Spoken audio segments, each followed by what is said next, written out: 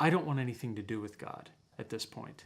Every time God comes into my life, pain happens, broken relationships happen, hurt happens, and I find myself left without joy, without happiness. So I decided to walk away from God. I never denounced his existence. I didn't say that I didn't believe in him or that I hated him or anything like that. I just said, I want nothing to do with you. For the next 10 years of my life, that's where I lived from. I'm going to pause. It's a long story.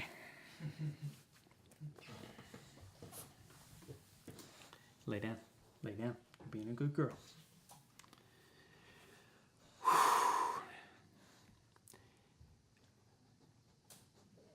As my life progressed over the next 10 years and I lived without God, I explored lightly some other types of belief, some different things of spirituality, if you will, kind of the new agey belief, put things out to the universe and the universe will bring good things back. And that lifestyle worked for me. It was a good thing for me. There was evidence of seeing those things work.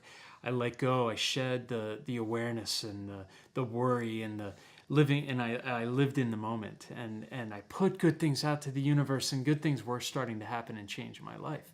So I subscribed to this belief, and I thought that that was the end-all, be-all. And that's where I was living from. And then I met somebody who was a Christian believer, unlike any Christian believer that I had ever met before. They came from the kind of the charismatic belief, something that I had never experienced before. This belief in the supernatural of God. I'm sorry. Ellie, that lifestyle was working for me. The evidence was there. I saw evidence of good things starting to happen, and everything that I was putting into this energy that I was putting into it was having a return. And I was living in that lifestyle, and then I met somebody who was a Christian believer unlike any Christian believer I had ever met before. They came from a charismatic background. I didn't even know what that was. There was a thought process or this belief about a supernatural understanding of God, this activity of his movement and him speaking to us and him bringing signs and miracles into our current world that I had never heard before. I had never, in any of the faith explorations that I had done before, understood that that was even a thing. Okay, this was all new information to me. But because I had loved God before, because I had devoutly served him in another faith, I was convinced I knew everything. And so this person and I would battle. We would have these arguments passionately about God and his character and the type of God that he was and the things that he did and all of these things. And I was convinced that I was right. And this relationship was volatile in that sense of we cared about each other deeply, but we had this great division about who God was and this understanding of his character. And ultimately what happened over the next couple of years is I found out the hardness of my own heart. It was revealed to me through the struggle of this revelation of understanding of who this person thought God was and my understanding of God and how they were two polar opposites that nothing accounted for. There was no reconciling the two together. And there was one day after about 3 years of this relationship and this unbelief of mine that had progressed and this convincing argument that I had about who God was as this taskmaster, this all-powerful being who ruled the universe, and we were puppets on strings, and everything was planned out for us, and we were not in charge of our own life, and free will was a word, but it wasn't a thing. That's who I was convinced God was. And there was one night, unlike any other night, I was going about my normal daily activity. And I was sitting there in my living room, and a thought popped into my head about a sin that I had committed 10 years before, And I was like, that's kind of weird. Why would I even think about that, so many years had passed. But something about it really just was like, ugh. It felt really terrible to me. I didn't like it. And I couldn't get it out of my head. And it continued. And it continued to be there. And it was just this icky feeling that was over me. And I couldn't place why I was having it, but I was like, oh, I guess I'm just thinking about things of the past and, recenter myself, live in the moment, live in the present, right? But nothing was working. None of the things that I had created this foundation of belief upon were working against this thought of something that I had done wrong so long ago.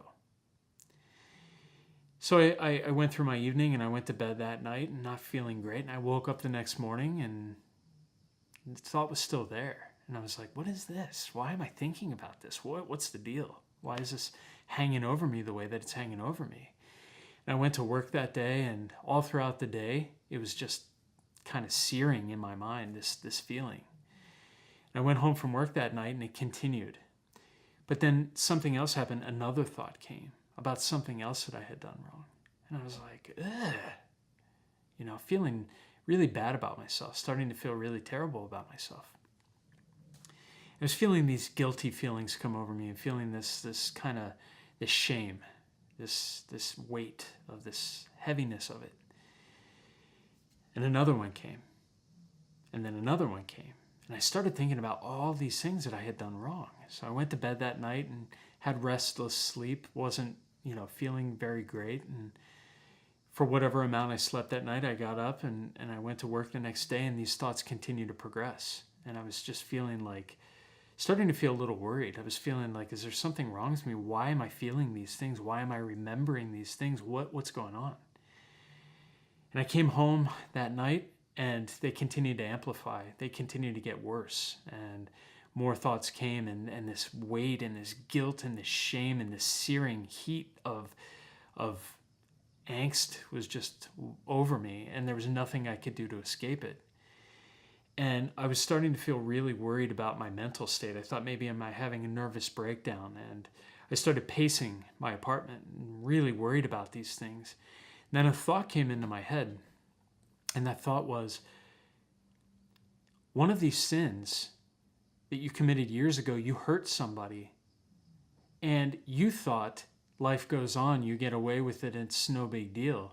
It was nothing criminal, but it was something that I had done to harm somebody else in such a way that they had never forgotten about it, even though years passing had caused me to forget about it.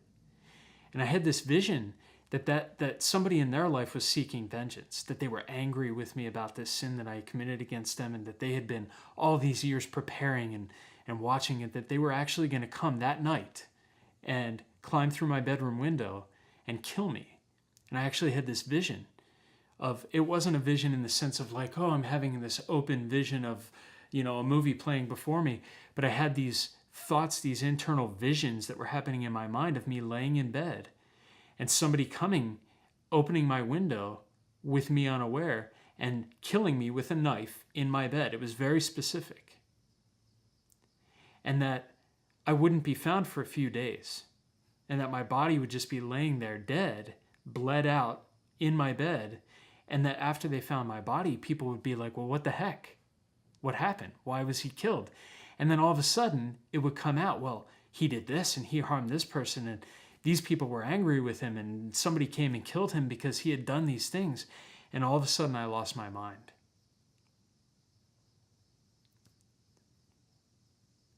True fear struck my heart. And I thought, this is how it is. This is going to be my end. At some point in our life, I think we all think about our death. Maybe not in our younger years, but we wonder how it's going to happen. And I was convinced that was my end. I was convinced somebody was going to come, and because of something I had done wrong, they were going to take my life. And that everybody in the world then was going to know, like, oh, he was really this bad guy who did all these things wrong.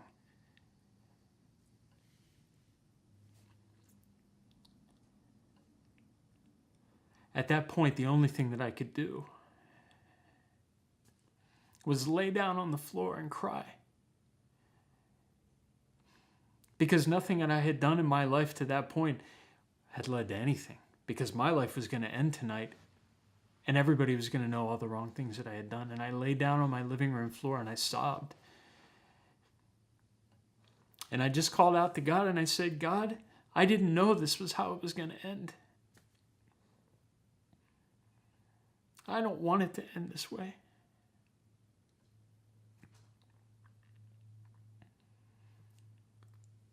I went to bed that night as much as I could. I don't know how much I actually slept, but I must have slept some, because when I woke up, I was fully expecting, after 3 days of feeling what I was feeling, to feel the same thing. So I got ready for work, and I was walking to work, and I realized, wait a second, I'm not feeling any of those things. I wasn't thinking about anything. There was no worry, there was no guilt, there was no fear, there was no shame, there was nothing that I had been feeling, to the point where I laid down and sobbed on my living room floor that night before. I was feeling none of it. And it actually startled me. And I was like, what the heck? Didn't have any answers for it. Went to work that day. No answers. I was like, well, that was weird. I guess maybe I had a nervous breakdown. I didn't know what it was. A couple of days later, out of the blue, I felt this little whisper in my heart, the same one that I had gotten years before. And it said, read Paul. I said, what does that even mean? I don't have any idea what that means. Read Paul. And it continued, read Paul, read Paul. So I was like, well, I guess that's like Paul in the Bible. I had heard of Paul, but I had no idea who he was. I had no idea where he was in the Bible. I knew nothing. I was biblically illiterate. So I had to Google it. Where is Paul in the Bible? And the search results brought up his first appearances in the book of Acts, and his first letter is the Romans. And so I said, well, I guess I'll start in Acts, and I started reading about Paul, and I was like, okay, I have no idea why I'm reading this. And I continued to read. Okay, cool. Paul's doing his thing, persecuting the Christians, being saved, okay, not getting anything from it, not really understanding why I was having this impression that I was to read Paul. Got through the book of Acts and started reading in Romans, and I could be wrong, I think it's Romans 6. It talks about us dying to ourselves, dying with Christ and being resurrected again with him. And as I was reading that same whisper that I had felt tell me to read Paul came at that exact moment and said, that's what happened to you. And it was like, all of a sudden, my eyes were completely opened. And I was like, I was taken so aback, and something just burst open in my heart. That's what happened to me. Those 3 days of that feeling of guilt and shame and the remembering of my sins and all of the things that I had done wrong to hurt people and all of the things that I had done wrong in my life and selfish living, all came back on me with this weight that I couldn't bear, that I couldn't carry. It was something that I couldn't deal with. I ended up in a ball on my living room floor, worried that somebody was going to kill me, crying. That's how much of a man I was, right? We walk around with this impression of we're manly this and we're manly that, but when it actually comes to facing ourselves, a reality hits. And now I understand it was Holy Spirit speaking to me, and he said, that's what happened to you. I was killing you. I was killing off your old man. I was killing you to the you who had lived in those sinful ways so that you never had to deal with them again, so that they could be taken away from you. I was like, is this even a real thing? I didn't even know if this was real. I was like, I must be a crazy person. I had no idea. I was like, this is too much. But there was a love that was pouring over my heart. But admittedly, I still wasn't convinced. And out of the blue, somebody that I had been friends with for years contacts me. She and her husband are strong faith believers. They come from the charismatic background. They come from that supernatural belief in God, that he acts and that he moves and that he speaks to us and that there's still signs and wonders. And we had never talked about faith before. It wasn't part of our relationship, but I was friends with them for 5-6 years to that point. She contacts me out of the blue and says, hey, I have no idea why, but I just totally felt God tell me to reach out to you and tell you that there is an encounter service happening at our church this Saturday and you should come. And I was like, I'm there. And I responded so quickly and with that positive affirmation of me being there that it actually took her back. And she's like, seriously? I didn't expect that you would come. I had no idea why, So I show up at this encounter service and it's this Indian guy named Ravi Kandal. I'd never heard of him, had no idea about him. And there was a lot about his preaching that I had never experienced before. He was very emotional, emphatic, and charismatic and delivered it with passion and fire. But there was something in what he was saying that I was just like, whoosh, this guy's speaking powerfully. There's truth behind it. There's something to it. And as that concluded, he opened up the rest of the service to speak prophetically over people, to prophesy over people, to speak things from God's heart out to people specifically. I had never encountered this. I'd never experienced anything like this. And I was like, is this, what is this? It was a new thing for me. And as he's talking to people, he's saying, does anybody have back pain? I feel like God wants to heal your back pain. I was like, what? Is this real? Like, oh, you have back pain? Well, I kind of do too sometimes, and I wasn't really understanding what this was all about. But he continued to speak to people and prophesy.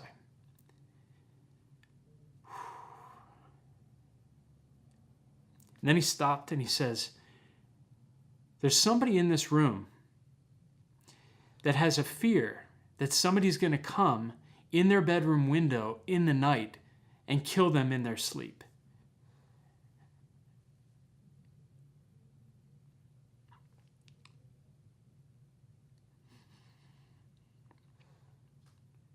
Well, I didn't know what to do with that. I hadn't told anybody about it. There's no way that anybody could know that I had that experience, that I had a fear of those things. But here's this guy standing on stage from India, and he spoke to the exact thing that I had experienced. The deepest fear, the end-all be-all fear of what was going to happen to me. And he spoke to it. And he says, God wants you to know that's not going to happen. You can let it go. You are safe with him. I was blown away. I had no words. I was sitting there and my whole body started to shake and I didn't understand what was happening and it freaked me out. It freaked me out because I didn't know what this was. I left that church service totally freaked out, not understanding what the heck just happened. And I called somebody and I said, I was crying. I was, this happened. They said this and this and that. And the person on the other end started laughing. And they said, you're okay. It's okay. You just had an encounter with God. He just revealed himself to you. He just let you know you are his. You are safe with him. And from that moment on, it changed my life. It literally changed my life. It changed my perspective. It changed my understanding. Now, I had to shed a lot of life experience. There's still residual things that stick with us. But when God encounters us, it literally transforms us. It kills off, as Paul talks about, our old man. And we are born again, resurrected with Christ. And that's not just words. It's an experience that we have. It's something that God does for us, in us, through his power, so that we can be saved. It's all for love, but it all comes from his sovereignty. And he did that for me, and I could never now live from a different place than what he did for me. And knowing what he did for me, I never want to. And it changed my perspective on life. It changed my whole outlook on life. And now it is that I just want to serve him in everything that I do. And I fail, and I fail, and I fail, and I fail, and I fail. But you know what I keep doing? I keep getting back up. I keep getting back up. I keep getting back up. I'm a sucker for the Rocky movies. And there's a speech that he gives in the movie Rocky Balboa. And that speech is, let me tell you something you already know. Life ain't all sunshine and rainbows. It's a mean and ugly and cruel place, and it will beat you to your knees and keep you there if you let it. Nobody can hit as hard as life. But it's not about how hard you can hit. It's about how hard you can get hit and keep moving forward. How much you can take and keep moving forward. Because that's how winning is done. So just because I have an encounter with God and just because I change my life, it doesn't make life easy. Faith does not make life easier. It makes us stronger to be able to continue to step forward and take another step and take another step. If anything, our walk with God, Christianity, is the hardest thing that we'll ever do. Dying to ourselves is a fearless act. It's an act of fearlessness where we have to literally lay down everything that we think we are, all the strength that we think we have. Because if we try to hold on to it, it will beat us to our knees and keep us there. But if we let go of it and we let God step in and we live from him, nobody can stand against us. Okay, I'm done. Woo! That was a long story. And a good one. But it's true. Literally, dude, when Ravi said that, I was like, no way that just happened. No way that just happened. Nobody knew it. If there was never proof for God for me before in my life, that was it. Because literally, nobody knew about that. There's no other explanation for that. He's real.